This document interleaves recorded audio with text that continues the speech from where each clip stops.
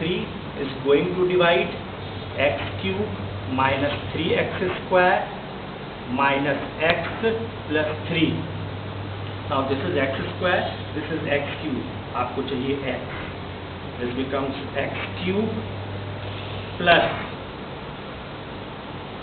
2x square minus 3x minus plus.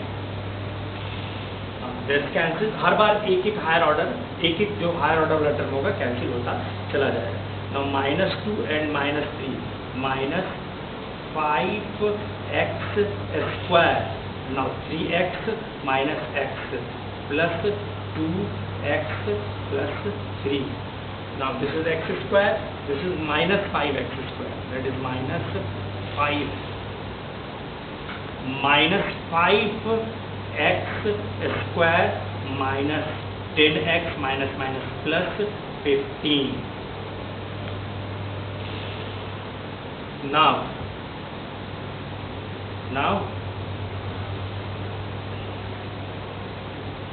Sign reversal होगा तो this becomes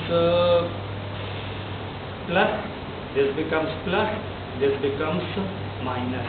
now ये हो जाएगा यहाँ पे 5, ये तो कैंसिल हो गया ये वाला टर्म, ये हो गया 10 and 2 that is 12x और 3 minus 15 that is minus 12.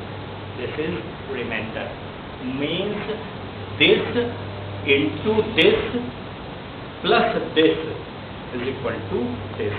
Means x square plus 2x minus 3 multiplying in x minus 5 and adding now the remainder, that is 12x minus 12 will provide the function x cube minus thrice x square minus x plus 3. This.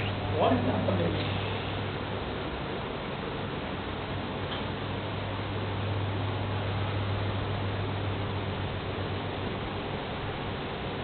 Say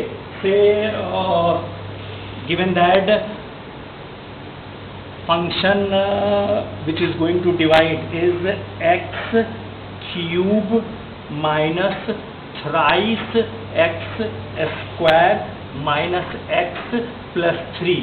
और कह रहा है कि divide this by another polynomial in x. Say this is x minus 3. Say means आपसे कह रहा है divide this polynomial of higher order with respect to this. तो ठीक है, लॉन्ग डिवीजन मेथड ले लीजिए. x minus 3 से डिवाइड करने जा रहे हैं x cube minus thrice x square minus x plus 3. Now higher order check कीजिए, 3 है, इसका 1 है, x स्क्वायर मल्टीप्लाई करेंगे तो ये कैंसिल होगा. कोशेंट में पहला टर्म आएगा x square, this into this x cube, this into this minus 3x square.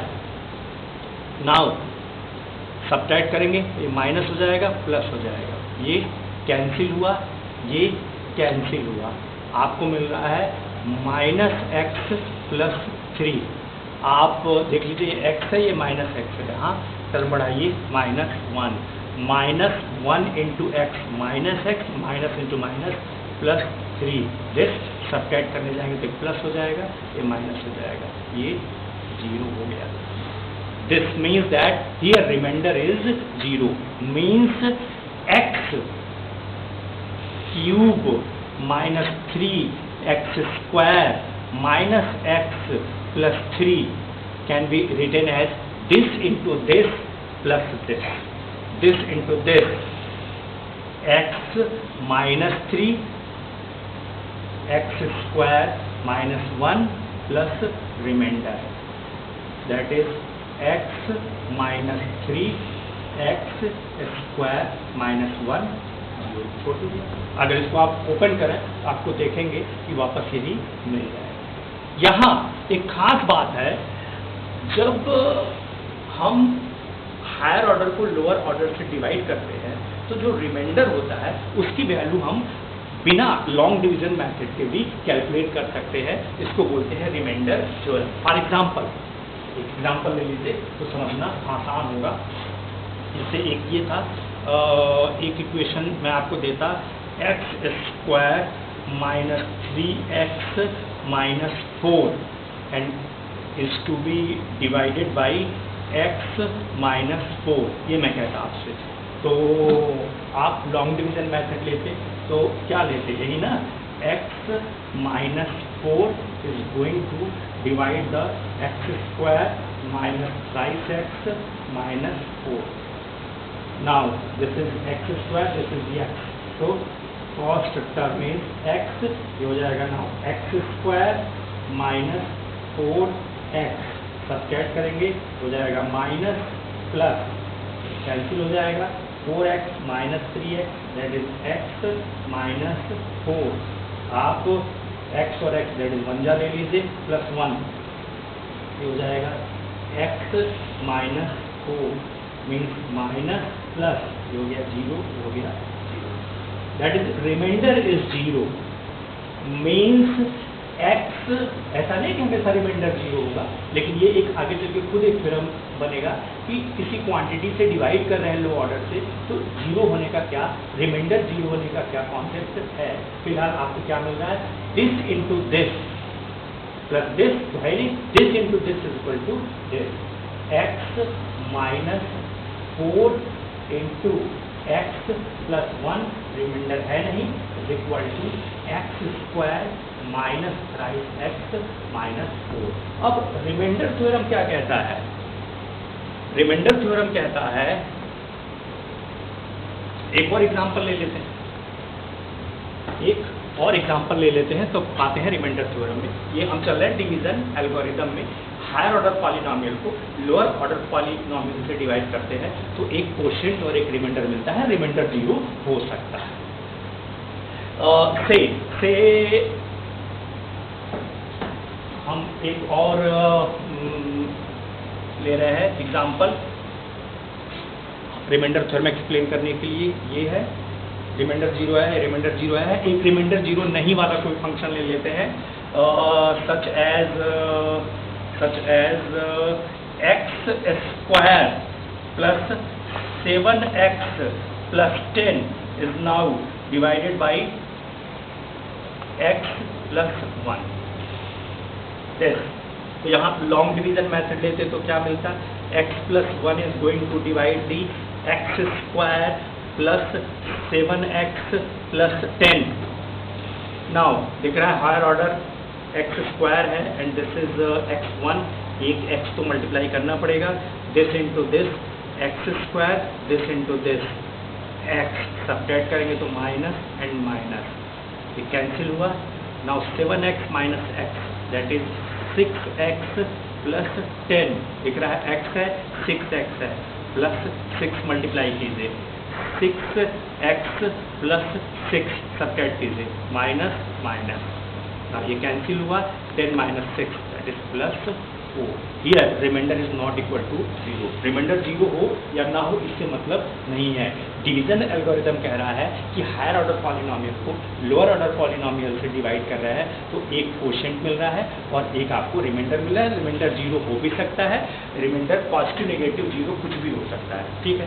खास बात कि अगर मान लेते हैं आपसे सीधे सीधे कहता कि this is going to divide by this, से हम इसका नाम रख रहे हैं polynomial in x, that is x square plus 7x plus 10, और जिससे डिवाइड करना उसका नाम रख रहे हैं g x equal to x plus 1। हमसे कह रहा है कि अगर हम g x से p x को डिवाइड करने जाएं तो रिमाइंडर कितना होगा, मीन्स हमसे पूछ रहा है रिमाइंडर की वैल्यू बताएं, रिमाइंडर इक्वल टू व्हाट।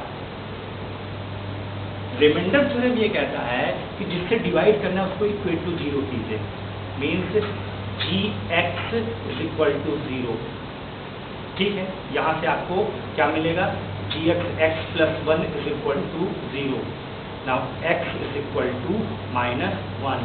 अगर हम x इज इक्वल टू -1 को पुट कर दें इन दिस, तो जो वैल्यू यहाँ आपको मिलेगी of polynomial, that will be the remainder. देखिए हमने इसको x+1 से डिवाइड किया था तो रिमाइंडर 4 मिला था। अब हम लॉन्ग डिवीजन मेथड से तो निकाल ले रहे हैं, यहाँ भी जब हमने इसको इससे डिवाइड किया है तो रिमाइंडर 0 मिला है। यहाँ जब हमने इसको इससे डिवाइड किया है तो रिमाइंडर 0 मिला है। हम ये कह रहे हैं कि अगर बिना लॉन्ग डिवीजन मेथड के रिमाइंडर चाहिए तो क्या करें, जिससे डिवाइड करना था उसको इक्वल टू 0 करके x की वैल्यू निकाल लीजिए और ले जाके पॉलिनोमियल में पुट कर दीजिए, जिसको डिवाइड करना था। ऐसा करते ही आपको रिमाइंडर मिल जाएगा। चेक कर लीजिए, इस x इक्वल टू -1 को यहाँ ला के पुट करना चाहिए। That is value of the polynomial for value of x as the -1. This is equal to -1 का स्क्वायर, that is +1, -1 रखेंगे तो हो जाएगा 7 + 10, 10 and 1 11 -7, that is +4। देखिए मीन्स अगर आप x प्लस अल्फा से किसी भी पॉलिनोमियल को डिवाइड करने जा रहे हैं, पॉलिनोमियल x को, पॉलिनोमियल इन x आप हायर ऑर्डर को x प्लस अल्फा से डिवाइड करने जा रहे हैं, तो value of the polynomial at x equal to -alpha will be the remainder. दोबारा देख लीजिए आप, यहां देख लीजिए आप, यहाँ अगर देखें तो हमारे पास g ऑफ x है x-3, ये डिवाइड कर रहा है यहाँ to the x³ - 3x² - x+3 को।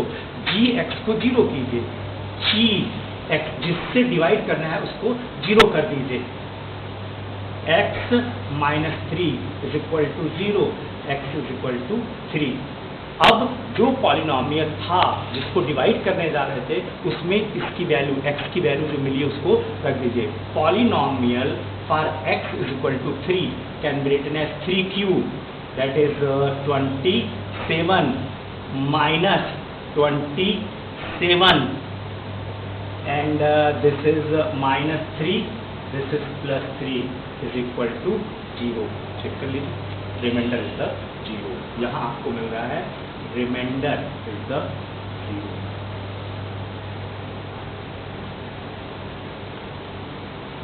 इन अ सेम वे अगर इसको इससे डिवाइड कर रहे हैं तो दिस x-4 जो है इसको आप 0 कीजिए, इक्वेट टू 0 कीजिए।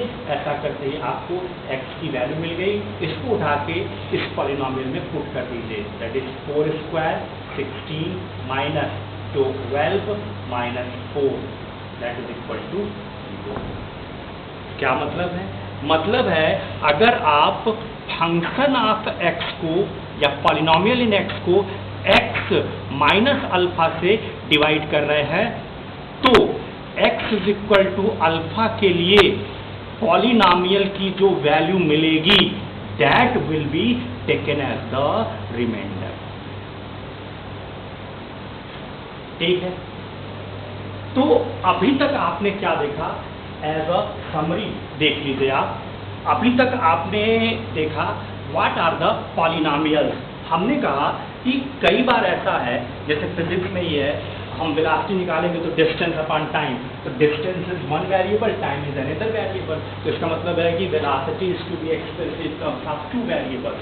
तो हम यहाँ वेलोसिटी को निकालने के लिए डिस्टेंस और टाइम की वैल्यू पुट करेंगे तो हमें मिलेगा। तो सिचुएशन बेसिस पर अगर हमें कोई मैथमेटिकल रिलेशन लिखना है तो हम x, y, z as a variable choose करते हैं। The equation written in terms of the variables are called polynomial. अगर हम दो वेरिएबल यूज करेंगे तो यहाँ दो अननोन हो गए, तीन तो तीन अननोन हो गए। हम यहाँ किसी भी रिलेशन को इन टर्म्स ऑफ सिंगल वेरिएबल लिख रहे हैं। Most general equation of polynomial जो है is the a0 plus a1 x plus a2 x plus and so on a n minus one x n minus one plus a n x to the power n. This is polynomial of order n. अगर हम ax plus b लिखें तो this is polynomial of order 1. वो order n था, ये order 1 है. अगर हम ऐसे लिख रहे हैं ax square plus bx plus c तो this is polynomial of order 2. फिर हमने कहा कि x की नोन वैल्यू को या x की गिवन वैल्यू को इसमें पुट करें तो पॉलिनॉमियल की जो वैल्यू आती है that is called value of the polynomial.